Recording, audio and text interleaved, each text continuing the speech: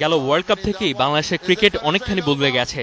সেই বদলে যাওয়া সবচেয়ে বড় সিগনেচার সম্ভবত এই মাহমুদুল্লাহ রিয়াদ। রিয়াদের দিন বদলের পারফরমেন্স দেখা গেছে বিপিএলও। টুর্নামেন্ট জুড়েই রানের খাতা ভারী করেছেন খুলনা টাইটান্সের ক্যাপ্টেন। শুধুই যে রান বাড়িয়েছেন তা নয়, যে কয়টা বড় ইনিংস খেলেছেন তার প্রায় সবকটাই ম্যাচ উইনিং। 400 ছুঁই রান, সব মিলিয়ে তামিম ইকবালের পর এবারের আসরের দ্বিতীয় সেরা।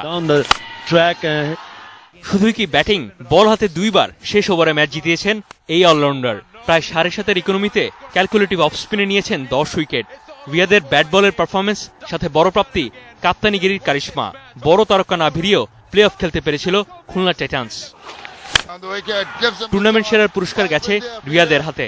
দল ফাইনাল খেলতে পারেনি, তবে ব্যক্তিগত কীর্তির দিকে ফিরে তাকালে এবারের আসরকে রিয়াদ হয়তো সবচেয়ে বেশি মনে রাখবেন। ফাইনালে 42 রানে 3 উইকেট হারিয়ে ঠুকছিল ঢাকা ডায়নামাইটস। বিপদের সময়ে বড় মঞ্চে নিজের জাত চিনিয়েছেন সাঙ্গাকারা।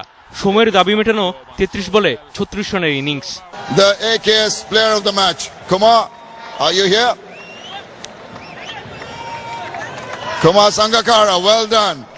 ফাইনালের ম্যাচ সেরার পুরস্কার গেছে লঙ্কান লিজেন্ডের হাতে। If you'd like to come across